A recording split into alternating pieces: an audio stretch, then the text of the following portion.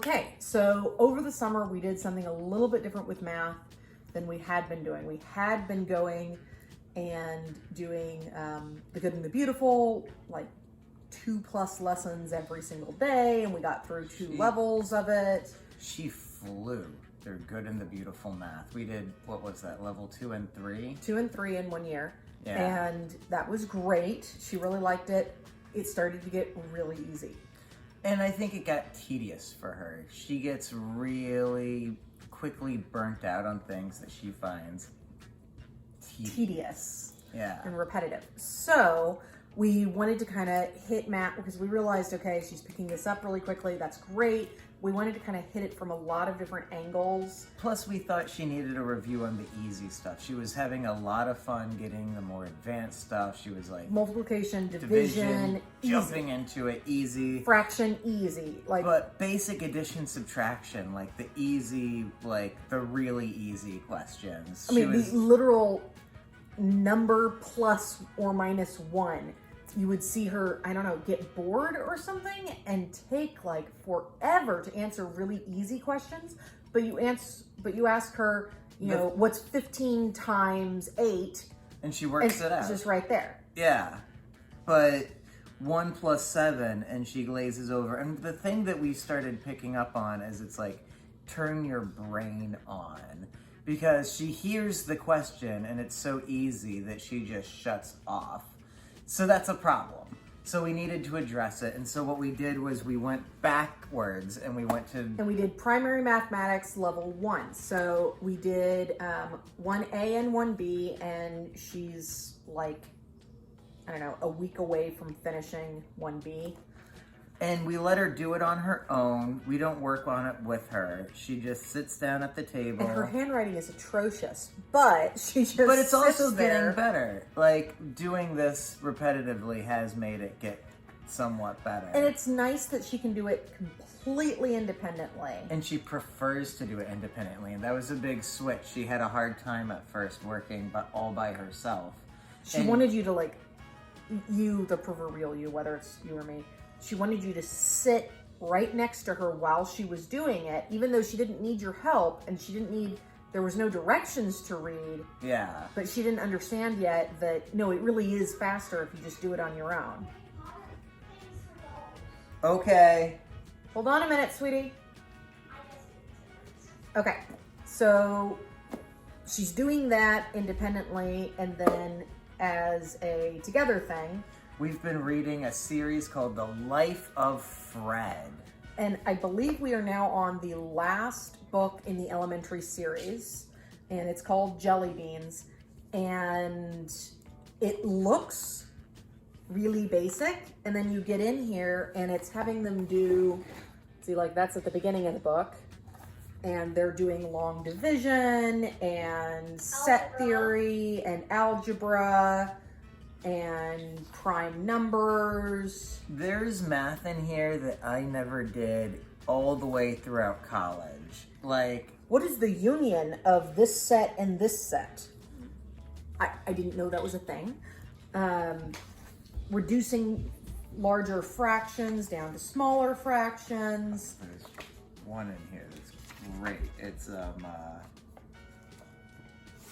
and then the story, finding slope. Finding slope. The story itself is really captivating. I do find that when they get way ahead of me in reading the book, I ask them to go back. Oh yeah, this is ridiculous. The Sigma 9 problem is an awesome example of like math that I wouldn't have seen throughout most of my academic career that they're giving to what are supposed to be, I think this was 4th grade-ish. Yeah. Like 4th or 5th grade is what this is like geared towards. Although they don't advise that you go through it based on grade level. So even if you were starting a 4th grader in the series, you wouldn't start here. You would start all the way at apples and work your way up. You just go at your own pace. Part of the reason is because the story is linear. So from apples through mine shaft or wherever the series like goes, the story's all telling where it might have cut off. The story starts from the first book and goes forward on through all of the book series, telling a continuous story. And it self-references itself back to the beginning. So no matter how old you are, you should start at the beginning of this book series and read all the way through it. And it's captivating regardless of age. Like, the story is genuinely engaging for us as adults. Yeah, and it's fun. Like, your mom borrowed like pre-algebra with biology or something, and has been reading through it. And she's been having fun. Funny. Yeah, they're well written. The author inserts little like pieces of good life advice from a college math professor throughout the series. It is also very politically biased towards conservatives. So if you it's really funny. If you are a liberal or a leftist, this is not the book series for you. They are fairly overt in their political leanings. But in kind of a nice, silly way. Yeah.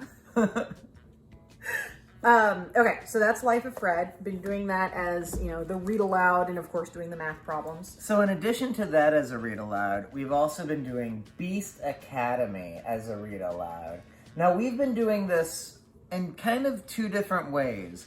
Molly's been doing online work with her off and on, where they've started at, I don't remember. We kind of jumped around. We started at level 3, then we jumped, and we did like quite a bit of that.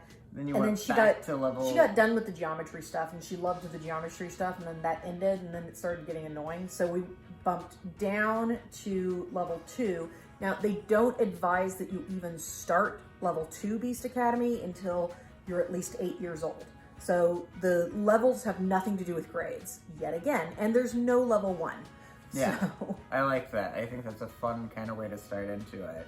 The books, you'll notice we started in level 4, but we didn't have her do any of the book work. There's a separate set of books that have actual book work to be done, and this is just a comic book that tells the story of these monster math students who are in a math club and their adventures in math club.